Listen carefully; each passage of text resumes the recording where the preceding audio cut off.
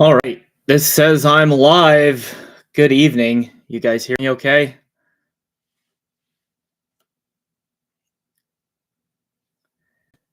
Give me a thumbs up or something if you can hear me all right. First time doing a live stream solo like this, so who knows what can happen. All right. Let's see.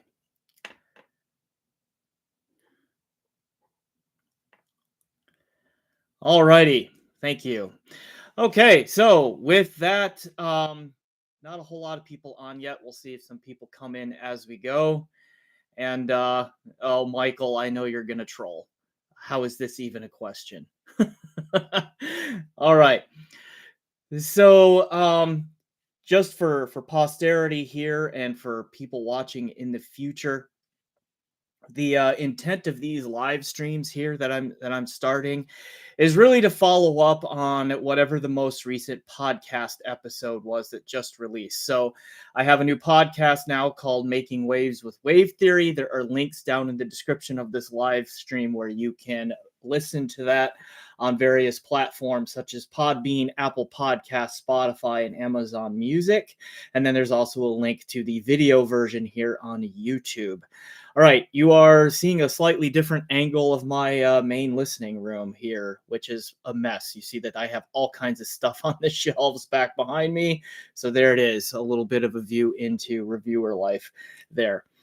All right, so this being these live streams intended to be follow-ups to the podcast episodes.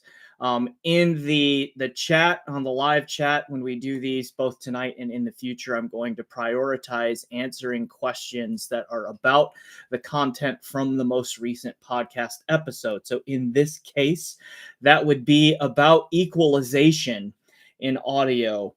All right. What I want to avoid doing in these, if possible, is answering questions that are specifically about a one end user and what combination of gear they should make for their own system. There are other venues for which to ask that question. I don't think those are appropriate for a live stream. All right. And then other than that, just in the chat, just please keep it somewhat clean and respectful so that we don't have any issues with advertising or anything like that. Okay, so thanks for the handful of you who are here already. And I'll go ahead and throw it out. Do any of you have a question about EQ or the podcast or feedback on the podcast or anything like that for me? I'll give you a moment to come up with one of those.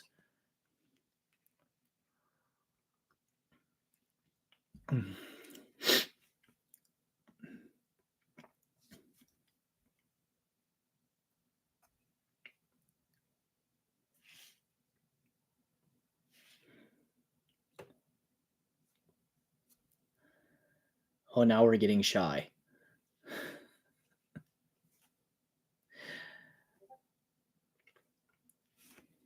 Oh, we have someone here. What do we have?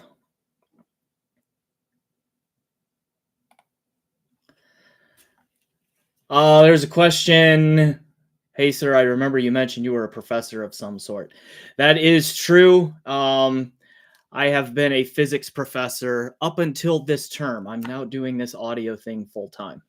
But I was teaching physics both at the high school and then the college level after I completed grad school. Oh, goodness, I've been teaching physics and math since since the 2009, 2010 school year. It's been a long time.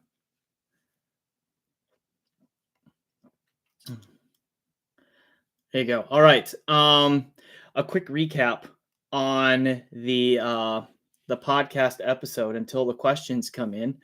Mark over at Super Review was my guest host, and he very graciously came on to discuss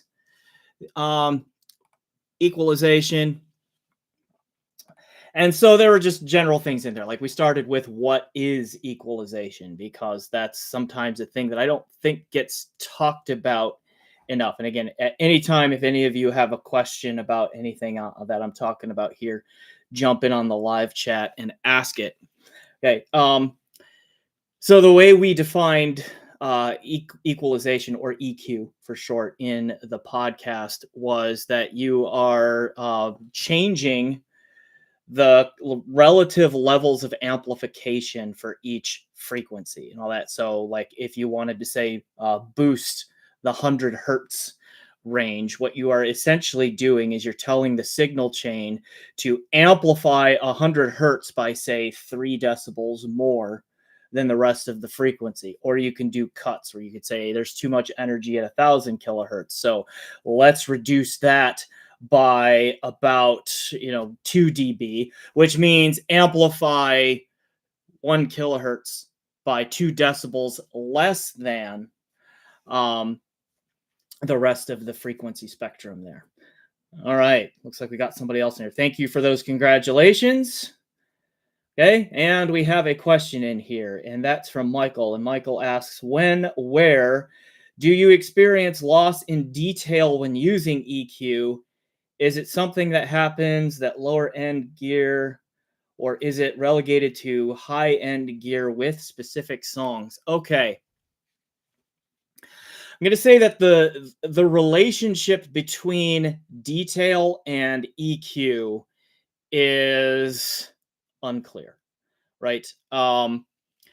So really what EQ can do, and this is my take on it. You're going to get other takes out there on this, but when I think about it like this from like a pure, like, somebody just asked, was I a professor? And yes, physics professor. So the physics behind what EQ is actually doing, EQ, if it's done well implemented, EQ should have no impact on detail retrieval. Okay. What it will have an impact on is like how forward or how present in the mix, or the sound that you're listening to, the detail sounds. Like how present, how in your face, how laid back is the detail in the frequencies that you're messing around with. Okay. And so when is detail lost in equalization?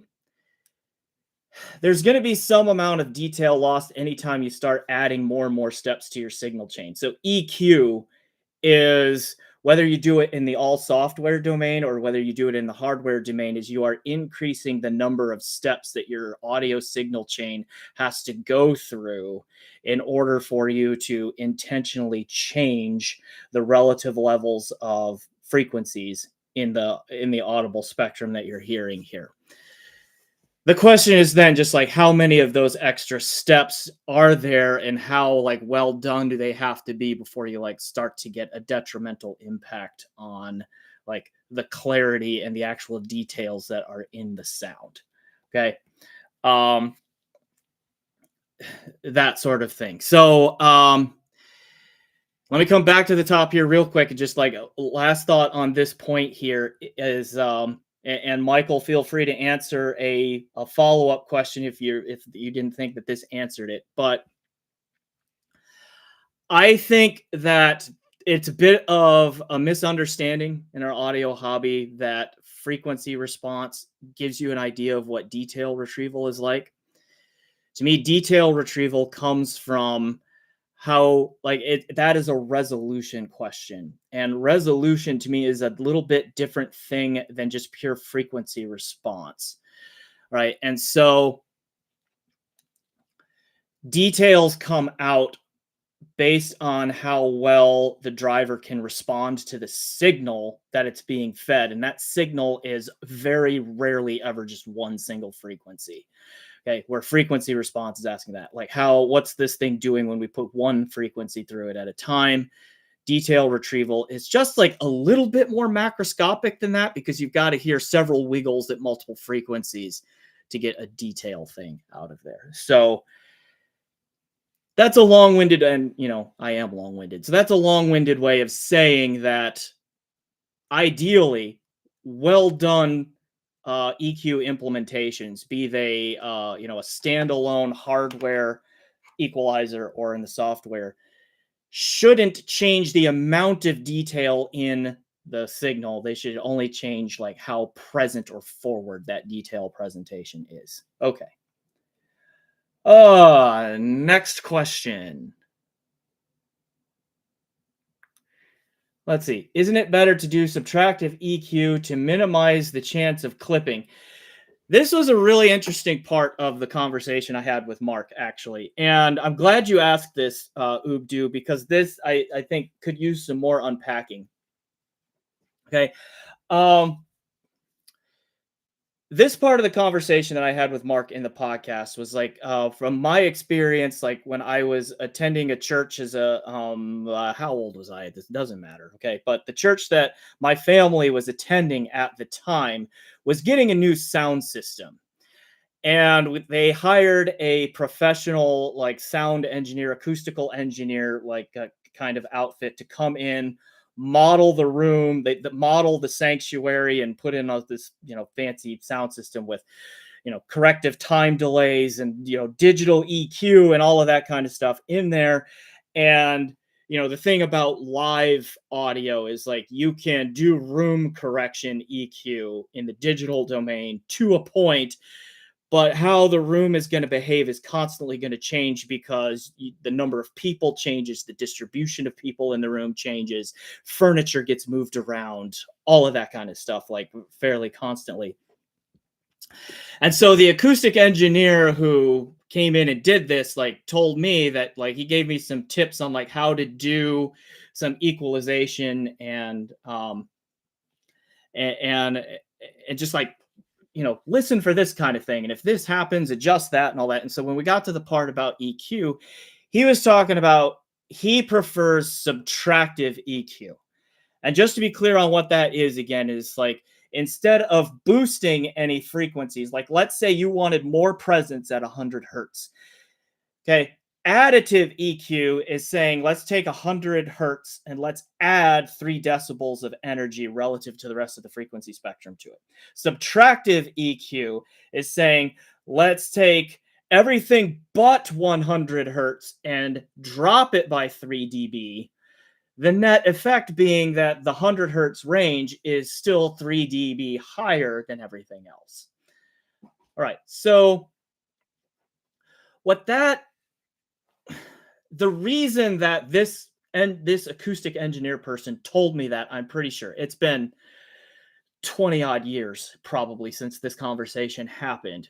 Okay. But the reason that he talked about that is like that analog mixing console soundboard that we had to work with there didn't really have like a broad pre-gain cut on it. It may have. It was a Soundcraft brand or something like that. And it may have had that on there somewhere. But the concern is if you're starting to push that system towards its maximum, or any system towards its maximum output level, and then you do additive EQ to ask it to do even more, okay, you can run into problems with clipping and that sort of thing. So subtractive EQ reduces that risk. Okay, by doing that, by saying lower everything and all that. Now, the consequence is that if you lower everything, everything sounds quieter, except for the frequency or frequencies that you left up. So now you're cranking up the volume. And so as I look back on it, I'm like, I am not 100% sure. And Mark reminded me of this, and Mark made some really good points about this in this part of the conversation, and that if you're doing subtractive EQ, but you're still cranking up the volume really high, you're going to have the same issue. Okay. Where the output looks the same. And if you crank the volume, the overall sound pressure level up too much, it's going to look exactly the same, whether you do additive or subtractive EQ. So what a lot of EQ implementations do these days is they give you a pre-gain control on it. And so this, like, you can do additive. Like if you look at your parametric or your graphic EQ in your user interface, whatever that looks like, you can slide things up, do additive EQ, and then just back down the pre-gain by a number of dB that is equal to your largest additive band of EQ, and then there's no problem. Okay. Ubdu, I hope that answered your question. Yes, if you do not have a pre-gain control on your on whatever your EQ implementation is, subtractive is the less risky or less problematic way to do the EQ. If you have a master pre-gain control, it doesn't really matter. You can adjust with that. Okay. All right, let's see. There's a question here. Can I touch on the best starting point for adjusting? And should you live with it for a bit before making another? Uh, so Paul is asking this question here. Let's see. Let me read it again real quick. Make sure I understand what we're getting at here. The best starting point for adjusting. Okay. Interpreting this question a little bit. I'm not exactly sure what starting point means here. Like, how do you know when you need to EQ? That could be one way of thinking about a starting point. Or you've now decided you want to EQ. How do you start down the path of EQing? I can try to answer both of those real quick. As quick as I do answers on these things anyway. All right. When should you do EQ? Or like, how do you know you need to do it? And the answer to that is like, you don't really like what you're hearing, and you don't have the opportunity, the means or the opportunity to just completely swap out gear. You're stuck with what you've got. Okay. Michael says, I think he means start with a bass shelf or a treble dip. Maybe. I'll get to that here in just a moment. I'll answer both forms of the question here. Okay. So that, yeah. How do you know when to start down the road of should I EQ? It's that you're unhappy with some aspect of what you're hearing, and you don't. To me, in my opinion, it's best to like you don't have any other means of correcting it. You don't have another headphone to use. You don't have another speaker to use. You don't have a different amp or whatever the case may be. You're just kind of stuck with what you've got. Okay. That being the case, you can then that's when I would start getting into EQ. And then it's just a question of what exactly is that thing that you aren't liking. Okay, as Michael is saying here, do you start with a bass shelf? Do you do a treble dip or something like that? I mean, it just really starts with where is the problem area? Is there too little bass? Are you not getting the rumble, okay, that you want in the low end? Okay, then yeah, you might want to consider a bass shelf. Okay. Is there too much sibilance in the sound? Like sibilance meaning those sharp S's and T's, that really kind of sharp sound in there. If there's a lot of sharpness and sibilance there in your sound, there's probably a peak somewhere between 5 and 8 kilohertz. Usually that's kind of like the sibilance range, give or take a little bit. Okay. In which case, what you probably want to do is just as the question suggests is like, start at 5 kilohertz, put a really, high Q factor, a really sharp dip. Okay. If you have parametric EQ, that is, in there at 5, listen for a while, see if that sibilance improves. If it doesn't at 5, move that peak up, like try 5.5K, try centering it on 6K, etc., until that problematic thing that you have there goes away. Now, I will also add here that like what EQ really should not be used for is to like completely change the sound signature of, I mean, I'm a headphone guy, right? So whatever headphone that you're using, you're just, when you completely change the sound, you've like changed the shape of the frequency response through the whole range and all of that, or something like that. Like you've tried to take, say, the Berger Dynamic DT880 headphone, which is a very it's a neutral bright headphone, lots of treble energy, and you like EQ it to try to get it to sound like the Sen HD650. It's not made to sound like the HD650. So that's a case where it's like, if that's really what you want, what you need to do is return the DT880 and pick up the HD650. Okay, that sort of thing. So like the other aspect of this is like EQ, in my opinion, is not the magic bullet that's going to solve all of your problems. Okay. But it can help identify some specific targeted problems and improve them. All right. Let's see. Steve Nichols says, studio mastering headphones shoot for a flat frequency response. Most consumer audiophile headphones are Harman or similar FR tuned. Have you ever heard a flat FR sound good? Would you ever try to EQ a headphone flat? There's a lot to unpack in that question. Thanks, Steve, for asking that.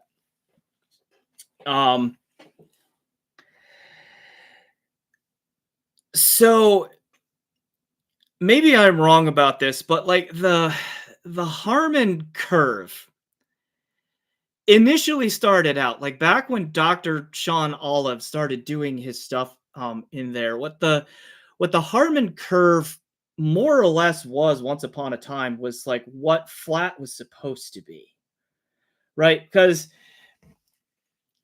flat frequency response is tough, right? Like knowing what that means is fairly difficult actually. Like ideally what it means is that at the eardrum for each individual listener there is perceptively equal acoustic power at every frequency in the frequency spectrum. That also means then that we have to adjust for human hearing because human hearing is the most sensitive, like, between about 1 and 3 kilohertz, which is why we get those ear gain humps, in our frequency response curves and that sort of thing. So my understanding, and maybe I'm off on this, but like, I think like when Dr. Olive did his early work, and I think like 2013 around there is where he published his first curve, like the way he conducted his experiment is like what came out of that was like what a lot of professional and like experienced listeners, be they audio engineers, musicians, etc., came along and said, we think this is mostly what neutral sounds like, and that's also what they preferred, right? Because of who they were, like that's what they preferred for neutral. The 2018 target is the one that came out with the base shelf, and I don't know what, if anything, changed in Dr. Olive's methodology. I would have to go back and look at that. But I think that one started to become more of like a consumer preference curve at that point. I hope this is right. This is my best understanding, and it's been a while since I've looked into this, but that was like kind of how I understood it, at which could be off there. So to get back to Steve's question here, it's like, what does flat really mean? That's a very tricky question, honestly. Like that, there's actually not a clear answer to that. And like for example, Manny Marroquin, the he's a mixer and masterer. He was he collaborated with Audeze to make the MM500 headphone. That's not a flat response. Okay, it's got a really sharp peak in it at around 3 kilohertz, and what that was there for was like to catch errors. It was to like the detail retrieval question that came up earlier. That peak at 3K emphasizes some of the detail stuff that lands in the 1 to 3K range, which makes them easier to hear so that Marroquin can pick that out, adjust his mix, and then that helps him translate his work out to the end listener there. So let's see. Have I ever heard a flat FR sound good? Yes, I have. Let's see. What would be some examples of flat FR that sound or flat, pretty close to flat FR that sound good?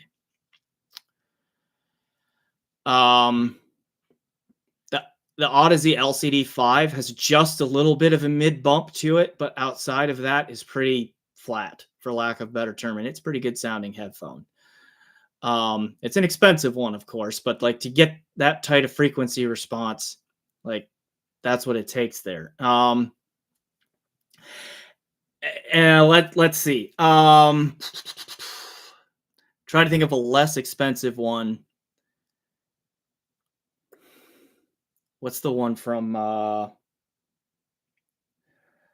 the Austrian Audio High X60? I think that's the one that I reviewed. It's a close back. It's got a little bit of a bass roll off, so at least in the bass, it's not really flat. But I thought that overall was a pretty good sounding headphone. I mean, you could call it bland or boring if you wanted to, but it was fairly honest and enjoyable too in there. Let's see. Would I ever try to EQ a headphone flat?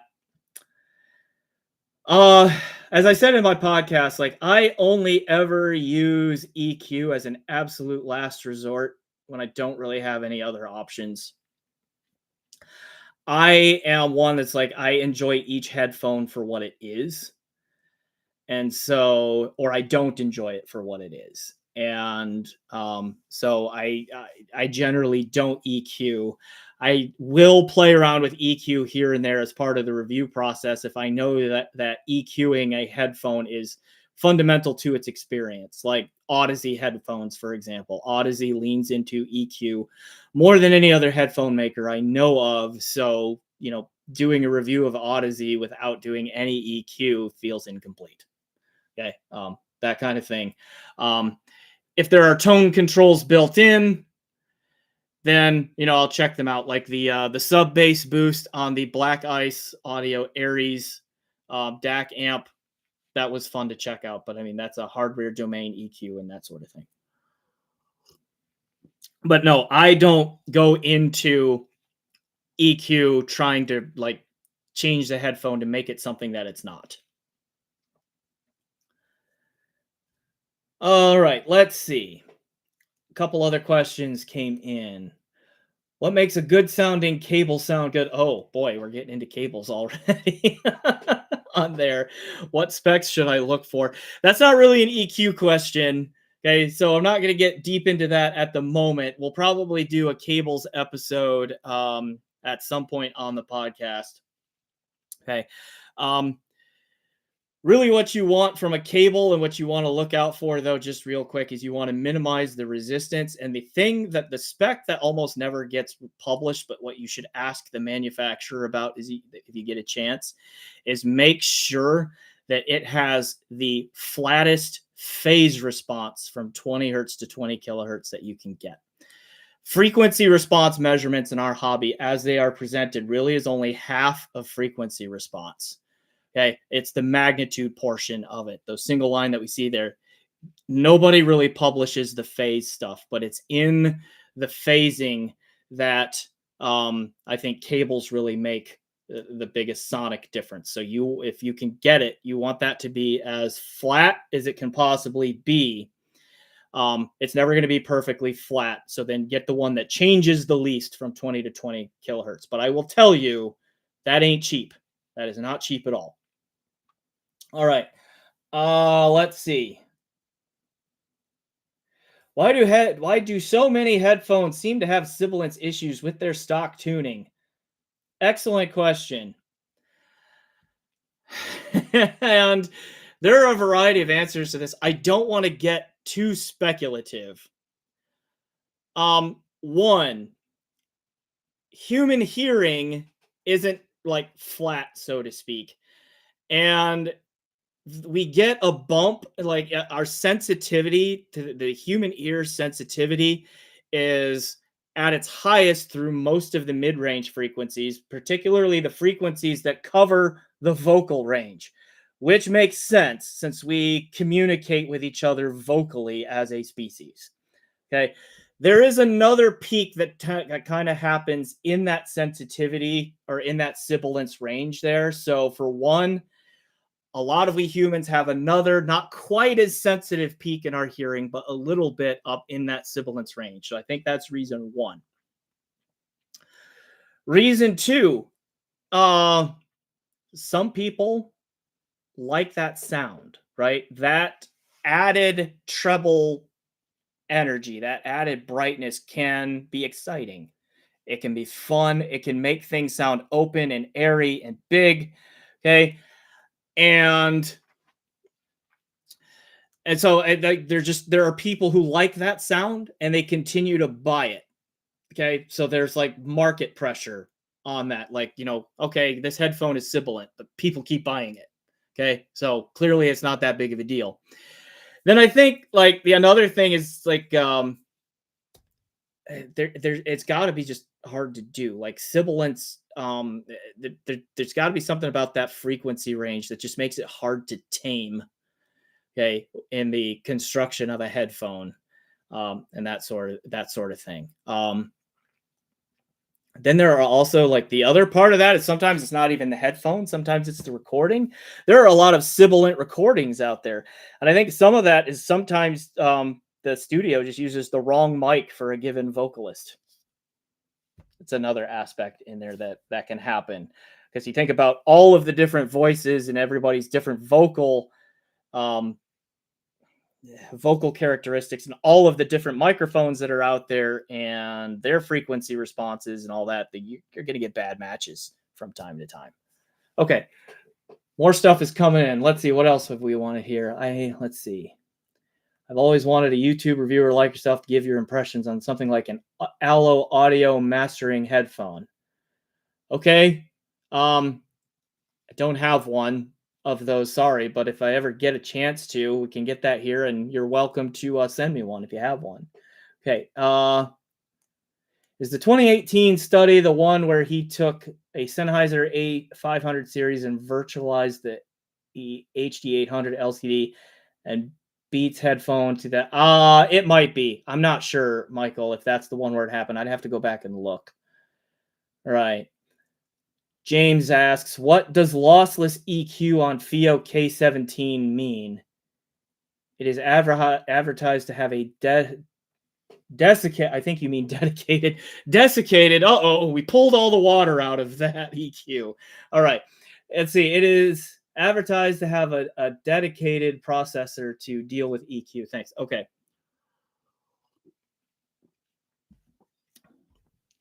I haven't done a deep dive on why they chose to use the word lossless there, other than they're probably just saying there's no signal loss. That would be my guess on that.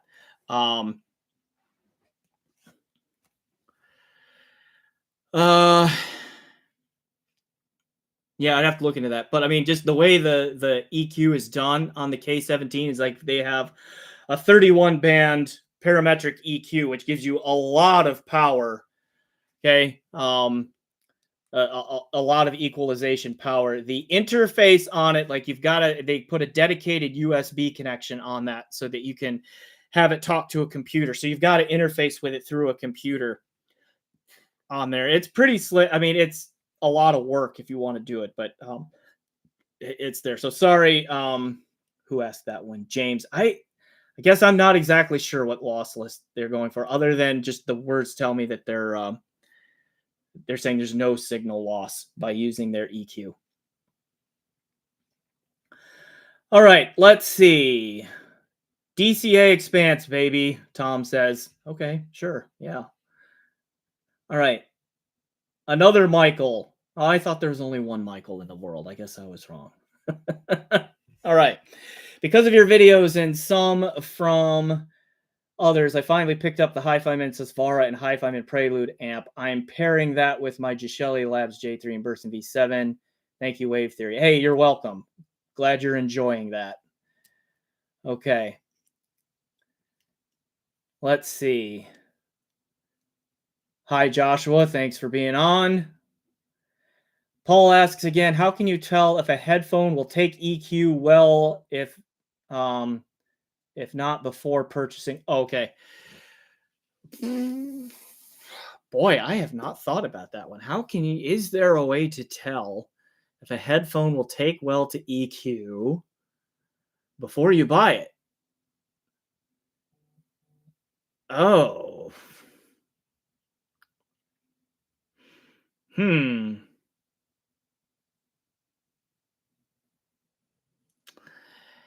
I'm not real sure on that one. I had not really thought about that because, again, for me, the way I come at this is usually EQ is something just to make fixes after the fact. Hmm. I will say, like, Inner Fidelity that he used to publish like these really nice, like, he doesn't do it anymore. Like really nice, very complete sets of headphone measurements that had frequency response and impedance curve and like impulse response, just all kinds of good stuff on there.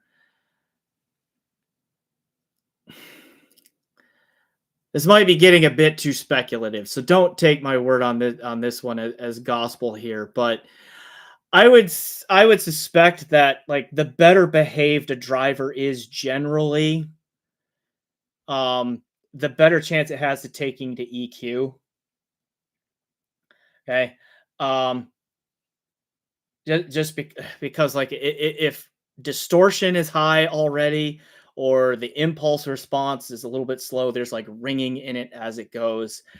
I would be a little bit skeptical as to whether or not you can ask that driver to move differently than what the signal is already asking it to do. Those would be my thoughts. Not a great answer. That's an interesting question, though. I will have to think more about that one. Okay. Let's see. Riveting question. Is that a Shirley Temp? Oh, what am I? Yeah, my drink. No, this is just like a flavored sparkling water that I bought in bulk at Costco. It's not that kind of a show. Here we go. Let's see. Let's see. The two Michaels are doing the Spider-Man pointing meme at each other, calling each other imposters. So that's good, guys. Glad we're having fun. Let's see. David says, "Hi, Wave Theory. When you do EQ, do you EQ by ear or do you use sites like Squiglink to find headphone measurements and then EQ based on this data to match a preferred target or another method?" So on the on the rare occasions where I have used EQ to try to fix problems that I was hearing, I have taken both approaches that David is asking about here. Um, let's see. One example that I can think of would be the Audio Technica Narukami ATHAWKG, which is in dire need of a shorter name. Okay, so that one was extremely mid-range forward, to the point where like it was so forward that I really couldn't hear like any kind of nuance in the sound stage, and it was collapsing instrument and vocal separation for me and that sort of thing. That was an example where I was like, I know generally where the problem range is. It's basically the whole of 1 to 3 kilohertz, and so I just went into Rune's EQ and backed that range down a fair number of dB, and that opened up that headphone a lot more. I got like, was able to resolve the separation and all of that a lot better in there. So that's one example where it's like kind of by ear, I knew roughly where the problem areas were, targeted them, and was able to reasonably fix them by ear. An example where I looked up a curve first would be a more recent example, and that would be the Dan Clark Noir X Open, which that headphone, just given Dan's reputation for being so close to the Harman target on everything, has some really weirdly large peaks and dips in it that I don't know why. I don't know why the reviewing community is letting him get away with it. Honestly, it's just not. It's not part of it. It's outside of his ethos. It's just very odd that that happened there. But for the question at hand, that was and it's a situation where I went to a variety of published frequency response measurements. Like I think I looked at headphones.com's measurements, and I looked at ASR's measurements and a couple of others on there, and said, okay, yeah, definitely there's a dip at 500 hertz. There's a peak at 2.2 kilohertz. And so then I went into an EQ and adjusted those roughly by the number of dB that were off the targets of those various websites there. And that did help. So there, yes, David, I have done both on the rare occasions that I do EQ. All right, what else do we have here? Okay. One of the Michaels says, if it's Odyssey, it will take EQ well. If it's anything else, you are taking a gamble. Can't disagree with that. Okay. Let's see. Tom says, what's your fave music genre? That's not really an EQ question, Tom, but rock and its subgenres. So, rock and roll, classic rock, hard rock, heavy metal, punk, grunge, various subgenres, on and on. Okay, let's see. David says again, 100% agree about EQing Odyssey. Takes EQ like a champ. Yeah, they do. Let's see. Tom is hawking his wares here. It's not a buy-sell thread. All right. Let's see. Other Michael. I don't know which one to call Other Michael. But anyway. Let's see. He says, what's your go-to headphones as of today? Overall choice, open back, close back, wild card. So these are tricky questions because the thing that I listen to is always the next thing in the review queue. Like, I have on the SJY Horizon Closed Carbon, just published the review of that today. So it was just like freshly sitting on my desk. It's a closed back. So just in case my system made sounds here, that's the one that I picked up to use here. But if I were to just sit down for just pure listening enjoyment these days, I would, and I could just choose any headphone that I have on hand, it would be the Susvara Unveiled. And that's because it does its disappearing act just more than any headphone I have any experience with. You get 2 or 3 tracks in and that headphone just disappears. At least it does for me. Your mileage may vary, but a few songs in and it's gone. And it's just you and the music. That's really quite an experience when that happens. So that's the overall choice. That would be the open back. Closed back. It would the closed back kind of depends on the need. What do I think the overall closed back champion is right now that I would just choose to listen to? The Dan Clark E3. I think that headphone is the sweet spot in Dan's lineup, open or closed. The reason it's not the Stealth, because that's the better one, is because the Stealth just has like no dynamics, right? Like no impact or anything like that to the sound, where the E3 has some palpable dynamics that you can at least feel to a little to some degree. If I need an easier to drive close back, it would still be Focal Radiance. I love that headphone. So if I was like out and on the go or just had a DAP or something like that, that's the one that I would go for. Wild card. What do you mean by wild card? It's the headphone no one expects? I don't know. Focal Utopia, original. Still one of my favorites. Love that headphone. Yeah, okay. Let's see. What else do we have here? I EQ everything with at least 1 dB bass. So we got and let's see, HD6XX, I boost bass by 10 dB. That's quite a boost there.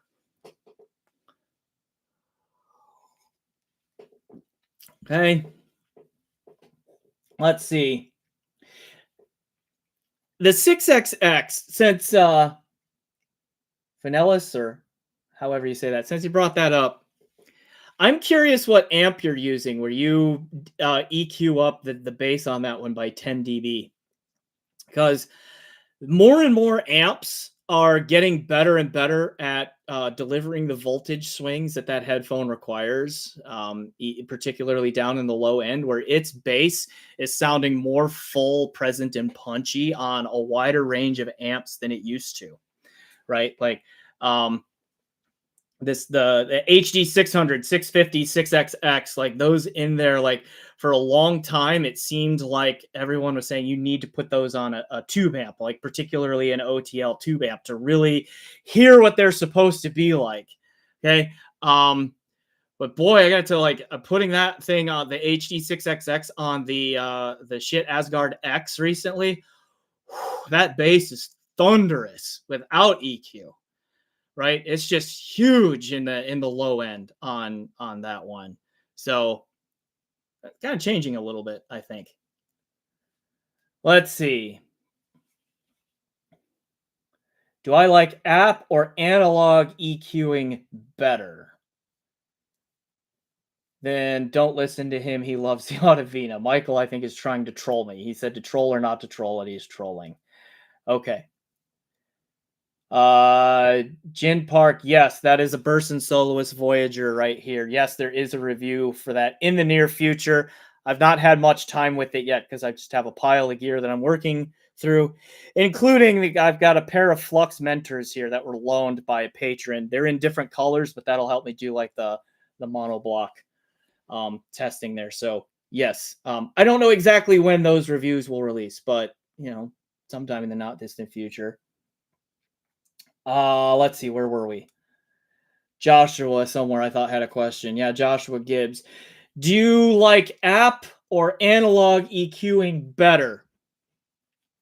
Good question. I like to do as little work as possible with my EQ.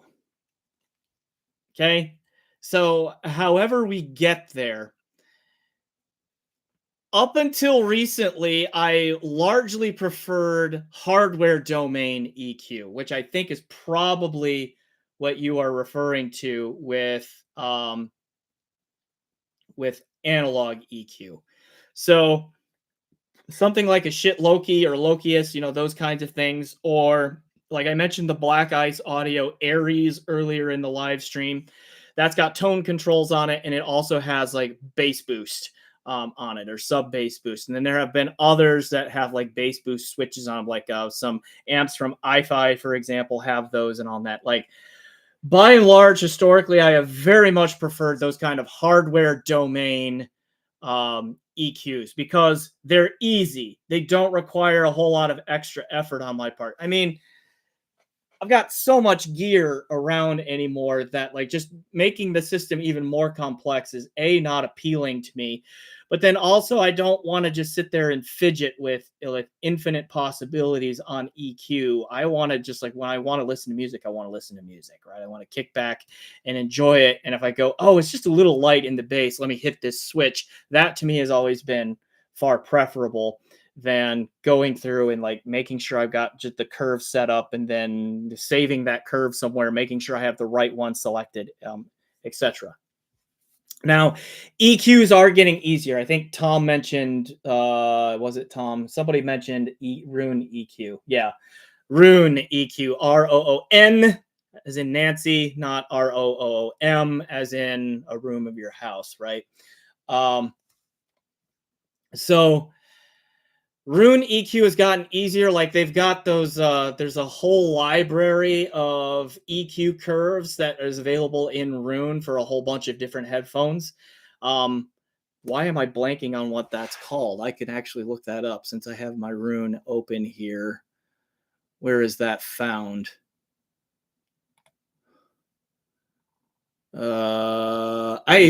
Extensions. Right. I don't have it set up because I don't use it very much. But yeah, like there are a lot of like auto or preset EQs available in Roon that you can switch back and forth. I have experimented with some of those. I have found that to my ears, a lot of those people who put those EQ curves together cannot be trusted. So I generally don't use them. I will say that like the Luxon X9, which I reviewed recently, even though the amp in that thing is really not very good, the EQ implementation is fantastic. And if I were to be an EQ person, that's probably the way I would want to see EQ done. So to Josh's question, is that app based? That's probably more app based than it is analog based, but that's like where the EQ power needed to get everything balanced out right versus the ease of use, I think, comes together well. It's just unfortunate that that particular piece doesn't have a very good headphone amp in it. Okay, let's see.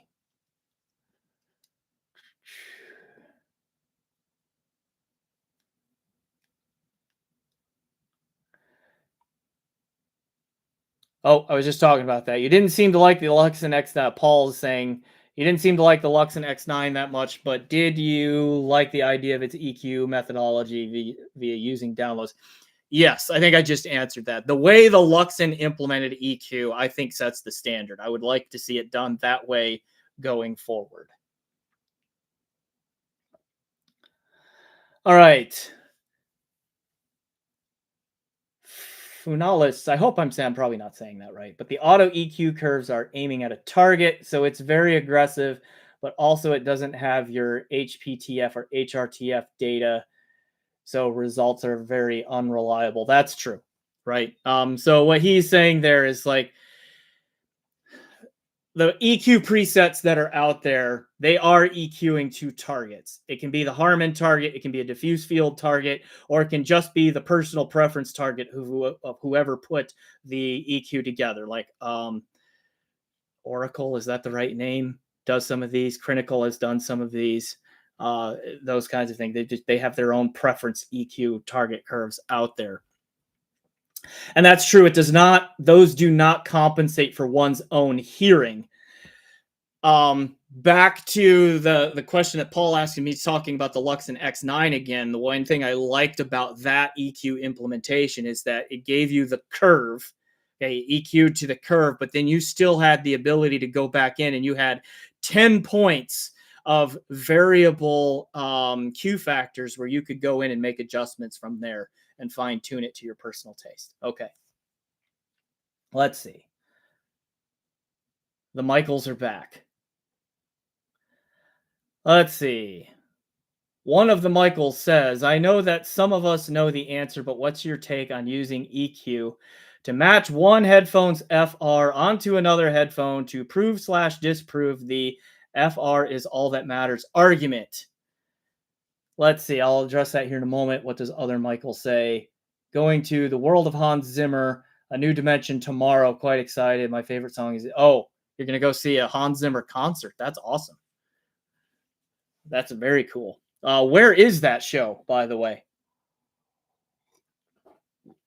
All right. I will answer the other one. So this did come up in the podcast, so it's fair to unpack this. Georgia. Okay. I assume the state and not the country. All right. Could be either, I suppose. Let's see. So this question about can you EQ one headphone to match another? And does that mean that EQ is all, or frequency response is all that matters? There's a bunch of questions in there, a bunch to unpack. So let me flesh out my take on this a little bit, and this might take a while. I need one more drink real quick. Okay. Let's just start with this. If frequency response is really all that matters, okay, and I'll go one step further. If frequency response is all that matters, and as long as a driver is capable of reproducing a 20 kilohertz tone, that means it can reproduce all of the details in the sound or in the music. Okay. Then that would mean that unless a headphone or a speaker, but we're mostly headphone people here, that would mean that unless a headphone just has completely absent response at a given frequency, all right, let's just say 10 kilohertz is just missing. There is no response at 10 kilohertz. It's stationary at 10K for whatever reason, okay? There's an actual hole in the frequency response, okay? Short of that, then every headphone on planet Earth then should be able to pull out all of the details in all of the music, right? You take those two things together. FR is all that matters. 20 kilohertz, if it can reproduce a 20 kilohertz tone, it can reproduce all of the details in the signal, okay? Period, right?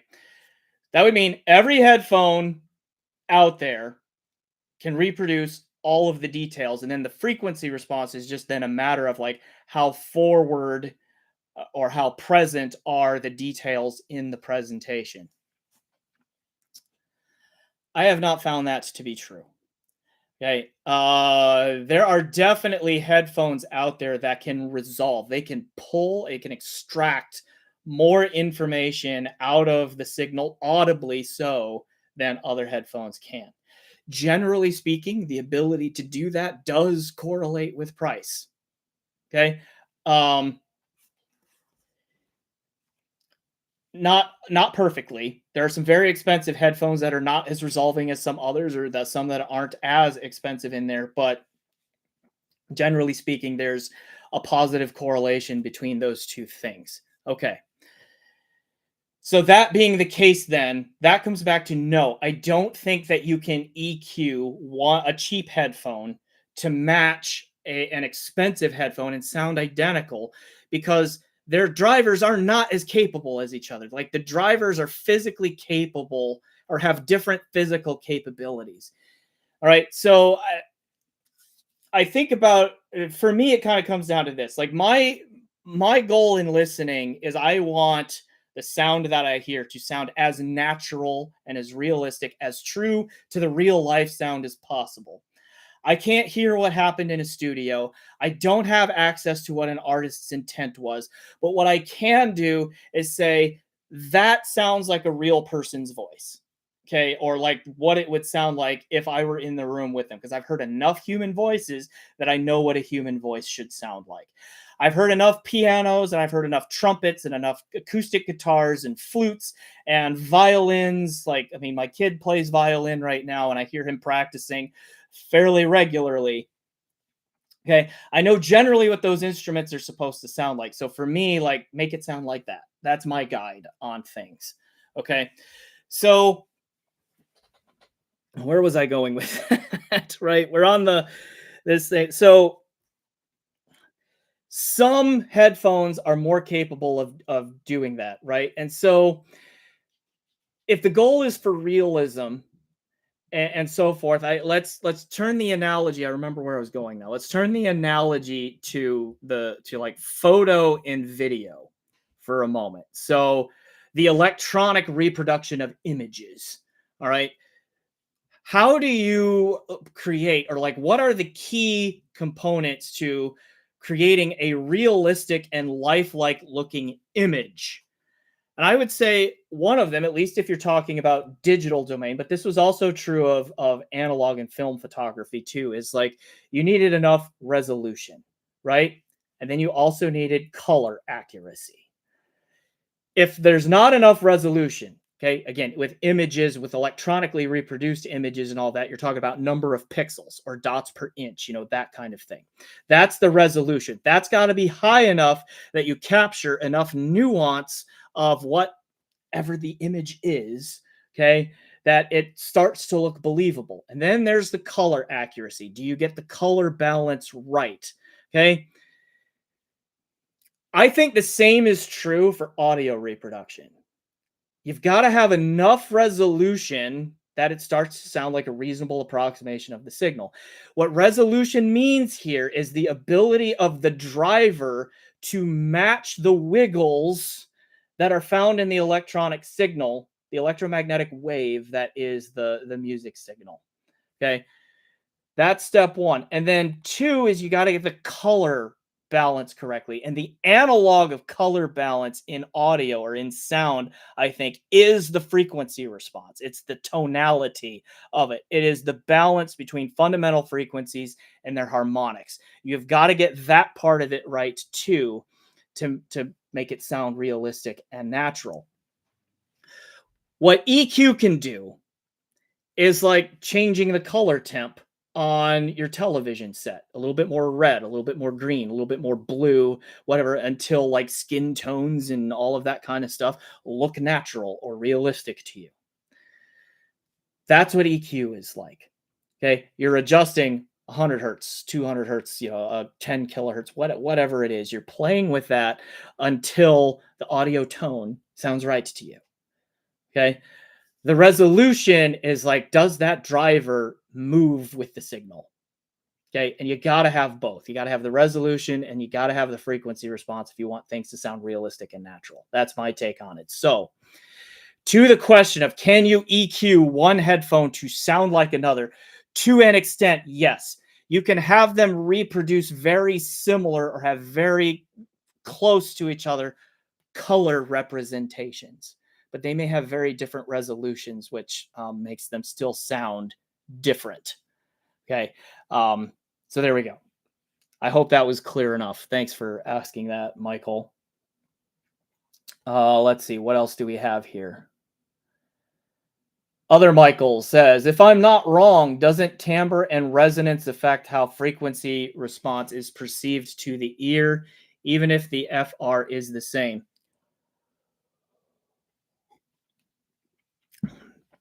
Yeah, that's a good one. So let's be clear on definitions. First of all, timbre, the way I use timbre anyway, is does the sound that is being reproduced sound like the real thing? Like I just went through this whole thing about like we know what human voices are supposed to sound like. So if you talk about vocal timbre, does the voice that is being reproduced by the system sound like a reasonable approximation of what that voice would sound like in the real world if you were in the same room with that person listening to them sing or talk or whatever it was that they were doing? Okay. So it's like the nature and the character and the essence of the sound, basically, is what timbre is. What goes into timbre is a very rich question. Part of it is frequency response. Part of it is like attack and decay timing. And I think where that comes in is in particularly on the attack side with the transient. Okay. What is the transient? So I did in my Cables Matter series back years ago now. I had on the screen a graph of like an instant where Flea, the bassist from Red Hot Chili Peppers, right, where he plucks a bass guitar string at the beginning of the track Higher Ground. Okay, and the way that graphed out is like there was a pulse that was a spike. Okay, where that was the instant that his finger plucked that string and like excited the strings motion there, and then the tone of the string followed that spike. That spike that led the tone is called a transient. And in music, transients are everywhere, right? And the shape of that transient spike is very much dependent on what the instrument is, and how that instrument is like how whatever makes the sound of the instrument is excited. Like for a bass guitar string, a finger plucks it, or a pick or whatever, right? Like plucks it. For a violin, you can pluck a string if you want, or you can drag a bow across the string and excite the string that way. Like, for a piano, you've got a hammer that hits the string. Okay. For something like a flute, though, it's the resonance of the player's breath, okay, in the tube that creates the sound there. Okay. But every instrument has its own like transient properties. Okay. And those transients will change a little bit based on who is playing it, who is playing those instruments, and how they are playing those instruments. Okay. And those transients are really vital to our perception of timbre. There was a study done in the 1960s. I'm going to forget who the author was. I apologize for that. I will find this paper for you when I get a chance, and I'll post a link to it in the description, although it is very likely to be behind a paywall because unfortunately that's how scientific publications often work. Okay. But in this experiment back in the 60s, the researchers took a group of undergraduate music majors at whatever university this took place at, and played them a bunch of recordings of various instruments. Okay. And what they did was they started messing with like those attack transients on there, so forth, and like they would completely remove it, or they would like phase shift around some signals to like muddy it up a little bit. And what they found was that once the that attack transient reaches a certain threshold of being messed with, or if it's absent at all, and all that's remaining is the tone of the instrument that follows the attack transient, that the those music students who, again, like, we're talking undergraduate, we're talking college students who are around these instruments all the time, were no longer able to distinguish between, say, a violin or a viola or a cello kind of a thing. They couldn't tell which instrument was doing that tone anymore without that attack transient. Okay, again, controlling for the fact that each one of those three instruments would have been playing the same frequency of tone. Right. So those attack transients are vital to timbre too. Why does that matter for like this frequency response and EQ um, conversation here? Well, the frequency response measurements that we do in our audio hobby are intentionally not measuring transients. Okay. Frequency response measurements are done with what we call steady state tones. We want to know how the system is going to respond at each frequency. We don't want to know how it responds to a transient. We're interested in the frequency. Okay. So we do just the frequency stuff, not the attack transient in there. Okay. So there's a lot of information that's being left on the table there with those or off the table anyway, with those frequency response measurements. And I mean, just think about this here. Like, if you have, like I should do this actually. Now that I've got this idea, I should have my son play his violin. Take my nice microphone here. I should have him pluck a string and then play it with a bow, just so you can hear that they sound different. Those two things clearly sound different. So even though it's the same instrument by the same person, you should theoretically be able to get them to like volume match and all that in terms of how loud they play and all that, but you can still tell the difference in sound between a plucked string and when a string is excited by a bow. Those sound different. Why? The attack transient, right? So that plays a role in timbre too. That was a really long answer. I hope I answered the question there. What question was I even on? Oh, the timbre and resonance question. So yeah, so you do have to get the correct tonal balance for timbre, but that you need more than just that. Okay. So yeah, there we go. Let's see. Next question. Do headphone producers usually tune to different degrees of their house sound, or do they tune to try the best they can be against the competition?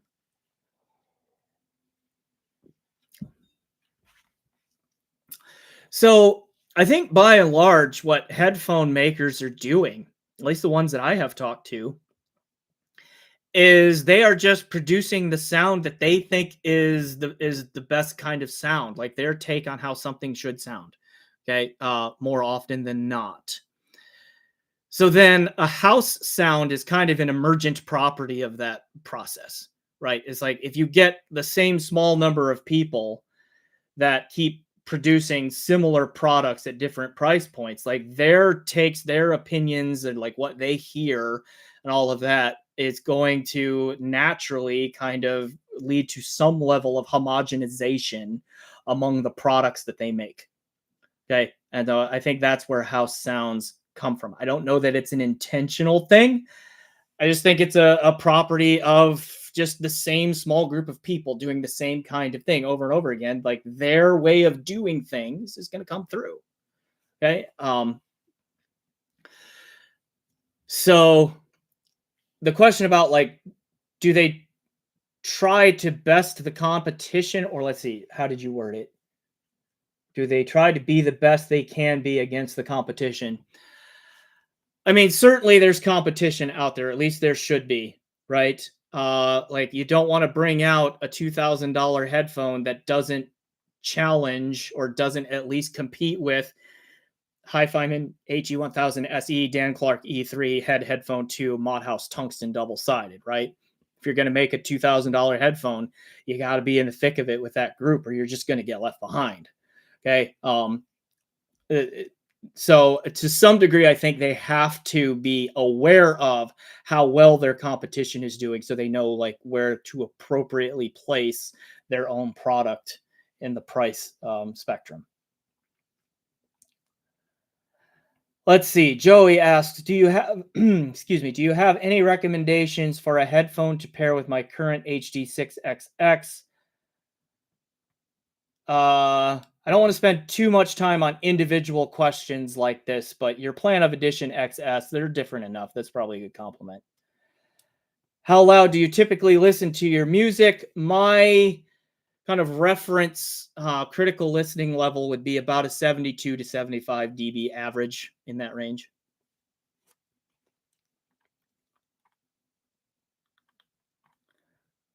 All right, came to the end of that chat there. Let's see. Where are we? Hour and 11 minutes. How are we feeling, people? Any more questions?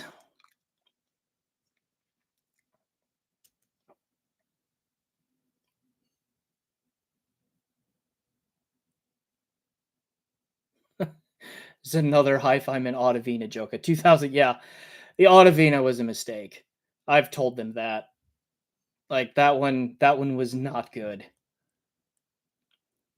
What's the next topic for the next live stream? Let's see. Oh, Michael found a paper. Let's see. Clark, Luce, Abrams, Schlossberg, and Rome. That could be. I'll have to look that up. Can I copy that text easy enough?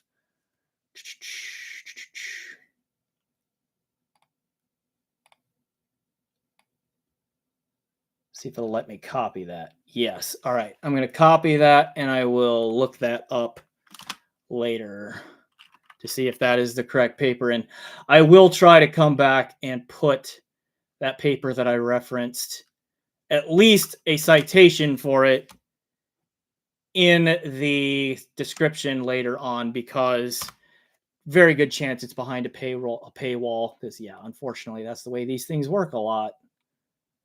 Okay.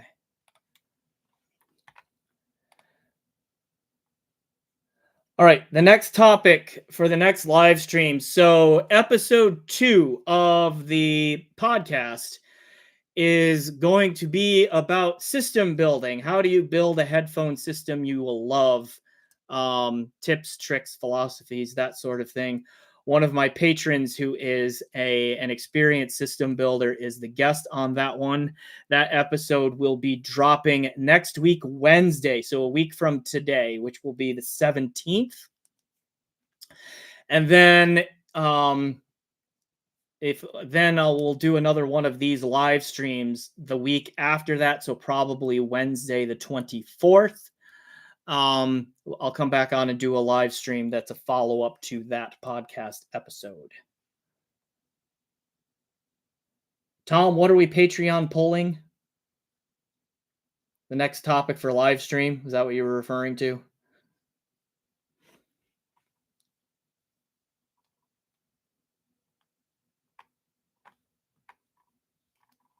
Okay, gotcha. Did I already talk about the AirPods Pro 3 in the stream? No, I didn't. I have not talked about those. I have never actually used AirPods because I primarily use Android.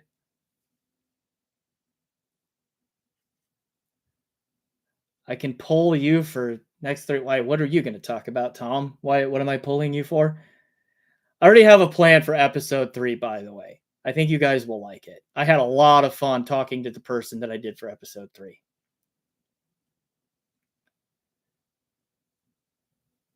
So the AirPod 3 is getting a bass boost. Well, hey, maybe you can EQ. Hey, bringing it full circle. Just bring that bass down a little bit.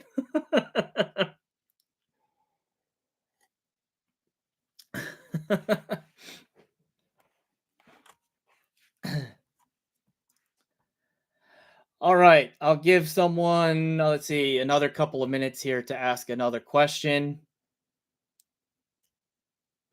Episode 3, Revenge of the EQ. How does EQ even get its revenge?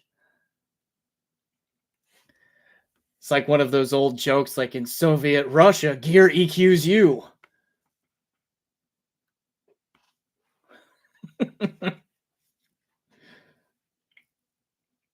Revenge of the EQ.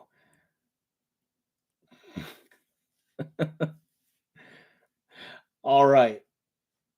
Another minute or so to see if someone else comes up with another good question. Otherwise, actually, I did want to talk briefly. I will be at CanJam this coming weekend. So CanJam SoCal, September, what are the dates? 13th and 14th. So yeah, if you're there, please come up and say hi. Be happy to meet a lot of you. Like, the people keep asking me, like, what's the thing that I look forward to most about CanJam? And it is universally, basically, it's like I enjoy meeting the people. Okay. Like the manufacturers or the retailers, all that, who I have only talked to through email. Okay, to put like a face to that name and shake a hand, and have a conversation with. That part's really cool. And then I do enjoy meeting all of you, the viewers out there. That is really, um, a pleasure for me that happens. So yeah, if you're there and you see me, don't hesitate to come up and say hi. I do enjoy that. Okay. Let's see. No cop out answers. What do I want to see? Are you talking gear at the show? Um, I have to confess, I'm not the greatest at like keeping track of like all of the upcoming things, right? Because like I have so much gear that I just feel like it's got to keep focused on that. Now that said, Aoun, I think it was, they announced at some point a while ago that there was like a 25 or 2,500 or $3,000 big headphone amp that I'm kind of interested in, because the S17 Pro series, the original and the Evo, were pretty good. So seeing what they do at the high end would be fun. That's one thing that I want to track down there. At CanJam New York, I got to listen to that Audma Maestro HPA1, really expensive DAC amp, and really liked it. And I think they're going to be there in SoCal with more products. So I'm really curious to see what they've done. Particularly, I think they have either like a portable or a transportable amp that has that ELISA spatial circuit in it. And I'm very curious about that. So I'll probably check that out and so forth. So there are two things. Let's see. And if you could do me a favor, do me a solid and shake down Focal, find out why they are, when they are going to update the Stelia. That would be great. Yeah, I don't think they're going to tell me. I don't. I agree with you though. Stelia is due for an update. Definitely. Okay. It's a solid, weirdly tuned, the original Stelia, but like it's pretty good beyond that. All right. Any other questions?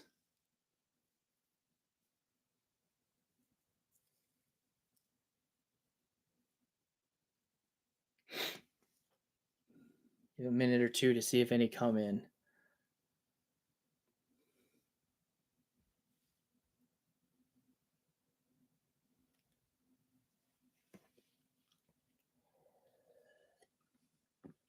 Hey, you bet, Tom. Thanks for being in the chat to all of you.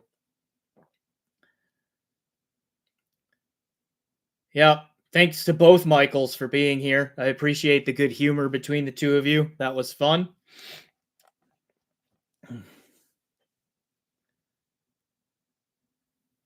Oh boy, Tom has plans for the weekend. Debauchery. Oof. Oh, we did have a question in. Thanks, Paul, by the way, for those kind words.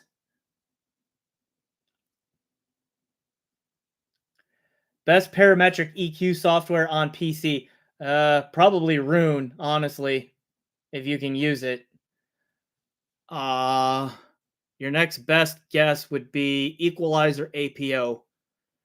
But the thing about that one is it bypasses bit perfect output or exclusive mode output, which can have some negative impacts on sound. But that's a quick answer to that one there, James. Any other quick ones before we go? And yeah, whichever Michael is going to the Hans Zimmer concert, enjoy. That I'm betting that'll be awesome. All right, and thanks to all of you. Good talking with you. And again, I hope to make this a regular thing, roughly a week or so after podcast episodes drop, to give you guys a chance to ask me questions about what's in them. So when those podcasts drop, try to listen to them within about a week's time, and then we'll come and talk about them on the live stream. All right, I'm going to go ahead and hop off. This was a good first round. Thanks, everybody. Enjoy the music.